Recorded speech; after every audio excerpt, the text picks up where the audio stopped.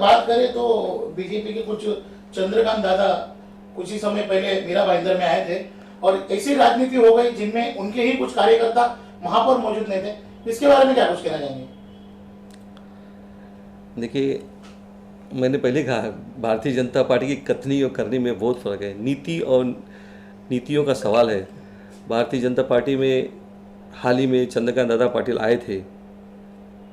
कितनी बड़ी शर्म की बात है, एक महाराष्ट्र प्रदेश का दिग्गज नेता मीरा भाईंदर शहर में आता है, अपने कार्यकर्ताओं से मिलता है, जिला अध्यक्ष मौजूद रहता है, लेकिन वहाँ उन्हीं की पार्टी के महापौर, उप महापौर, वहाँ का एक्स एमएलए नदारद रहता है। तो इससे मालूम पड़ता है भारतीय जनता पार्टी हमेशा कहती है हम प्रेम की पार्टी है, संस्कार की पार्टी है, शिष्टाचार की पार्टी है, हम सभी को लेके चलते हैं, सभी को विश्वास दिलाते हैं। आज पिछले 7-8 महीने से जब से रवि व्यास जिलाध्यक्ष बने, भारतीय जनता पार्टी में सिर्फ जिलाध्यक्ष पद को लेके इतनी हड़कंप मची हुई है कि पदों की लालचा खत्म नहीं होती है। जिस व्यक्ति ने इस पर सवाल उठाया वो व्यक्ति चंद्रकांत दादा पाटिल के स्वागत के लिए नहीं मौजूद था।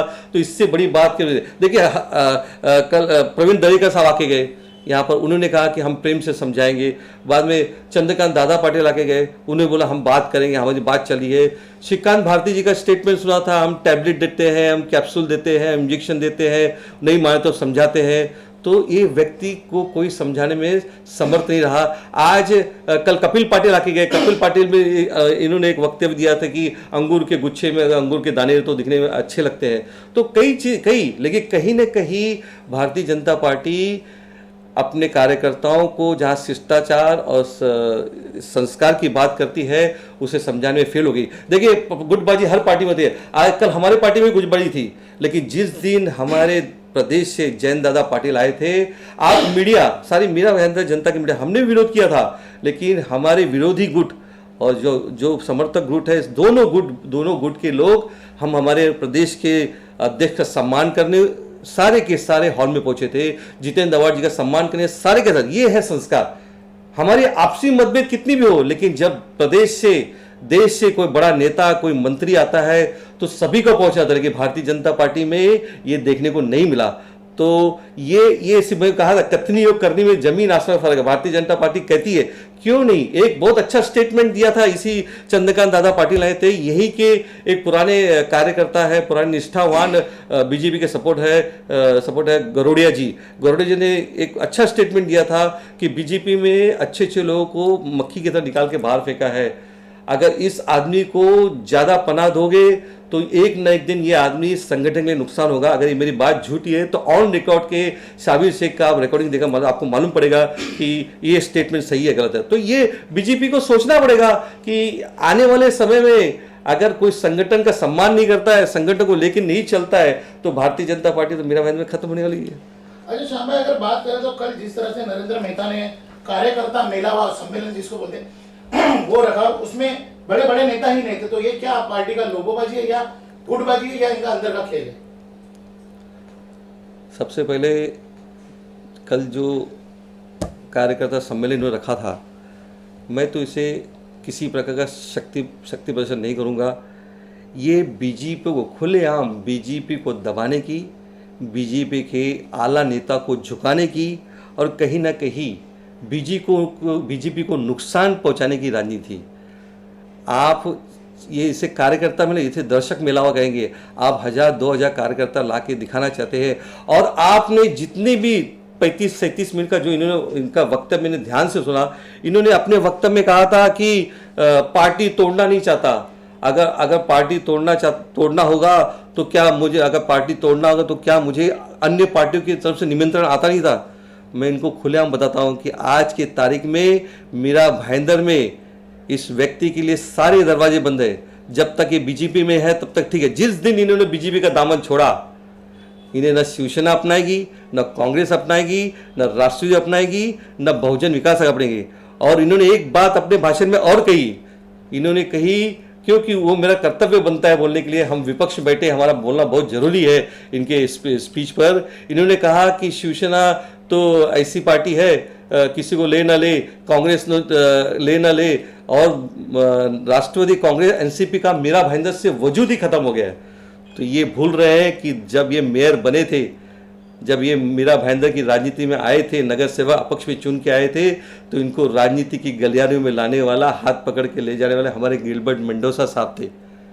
वही एनसीपी थी जिन्होंने इन्हें महापौर बनाया था, वही बहुजन विकास आघाड़ी था जिन्होंने महापौर बनाया था। जो आज एनसीपी के बारे में कह रहे हैं कि मीरा भाईंदर में एनसीपी का वजूद खत्म हो गया, तो ये मैं कह रहा हूं इनकी कथनी करनी में बहुत फर्क है। इनको अपनी पुरानी चीजें याद नहीं है। और इस व्यक्ति को, मीरा भाईंदर में इस व्यक्ति को जो सही तरह से जानते हैं वो 2005 के पहले के लोग जानते हैं।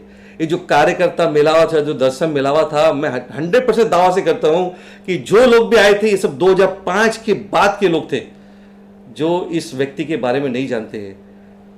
2005 के पहले आप यहाँ के आगरी कोली समाज, यहाँ के मुस्लिम समाज, यहाँ के उत्तन के क्रिश्चियन समाज, यहाँ के जूने व्यापारी लोग से पूछिए, तब ये लोग बताएंगे कौन है नरेंद्र मेहता, हु इज नरेंद्र मेहता। और जहाँ तक ये बात करते हैं कि इन्होंने ये काम किया, वो काम किया, ये काम किया, इन्होंने कोई काम नहीं किया। ये 2014 में जो मोदी वेव्स आया था, वो मोदी वेव्स का नतीजा था। और मोदी वेव्स की जैसे 60 आज ये जो अपनी ही पार्टी में फूट की राजनीति करते हैं, क्यों लड़ रहे हैं? जब आप अपनी बीजेपी का झंडा लेके क्यों लड़ रहे हैं? आपका जिला अध्यक्ष चेंज हो गया, आपको जिला पद नहीं मिला, इसलिए आप लड़ रहे हैं। आप चाहते क्या है? ये शक्ति प्रदर्शन करके आप दिखाना क्या चाहते हैं? कि आज भी क्या गारंटी है कि कल ये जो 40 नगर से इनके साथ है और 40 के 40 नगर वापस जीत के आएंगे? राजनीति में ऐसी कोई गारंटी नहीं है। वक्त बदलता है। आज मुझे ऐसा लग रहा है, अगर चंद्रकांत दादा पाटिल और देवेश फडणवीस जी मेरी बात सुनते होंगे तो ऐसा लग रहा है कि मीरा भाईंदर में नरेंद्र मेहता के सामने भारतीय जनता पार्टी एकदम छोटी सूक्ष्म पार्टी दिख रही है। कहीं न कहीं मीरा भाईंदर में को लेकर महाराष्ट्र प्रदेश के बीजेपी के सभी आला नेता झुक चुके हैं। कोई निर्णय नहीं ले रहे, कोई निर्णय नहीं ले रहे। और ये न सोचिए ये निर्णय से मीरा भाईंदर की जनता कुछ जानती नहीं है। मीरा भाईंदर की जनता बहुत ही जागरूक है, बहुत ही समझदार है, सभी चीजों को जानती है और सभी चीजों का बराबर वक्त आने पर हिसाब किताब देगा। आज भी अभी आपको लेटेस्ट एग्जांपल बताता हूँ इन्हीं की कथनी करने का। BSUP योजना की कल ही का मैंने सिटी न्यूज में देखा था, हेडलाइन में शकील शेख साहब ने ये वायरल किया था, जहाँ राम भवन शर्मा जी का स्टेटमेंट है। उन्होंने खुद बताया है कि बोगस लाभार्थियों को घुसाया गया। जो फ्लैट जो स्कीम बन रही है, ठेकेदारों को ब्लैकलिस्ट करके ठहरावा, फिर उसी ठेकेदारों को भाजपा ने का कारनामा। सरनाइक साहब ने 150 करोड़ MMRD से प्रस्ताव पारित किया और उसमें महापौर ने कुछ अपना योगदान नहीं दिया। अब ये कल का ही न्यूज है। तो जितने भी लाभार्थी थे, जो फ्लैट जिनको मिलने वाले थे, शौचालय के नाम से इन्हें फ्लैट का आवंटन दिया गया था और जितने भी लाभार्थी सब झूठे बोगस लाभार्थी दिखाए गए थे, जिसका पर्दाफाश राम भवन शर्मा ने किया और शकील शेख ने किया। तो ये बीजेपी करनी है। 150 करोड़ कल प्रताप सर, तो महाविकास आघाड़ी, चाहे शिवसेना हो, कांग्रेस हो, राष्ट्रीय कांग्रेस हो, आज जिस स्तर पे काम कर रही है वो सोच समझ के काम कर रही है। बीजेपी ने हमेशा मीरा भाईंदर के शहर के साथ गुमराह की राजनीति की है।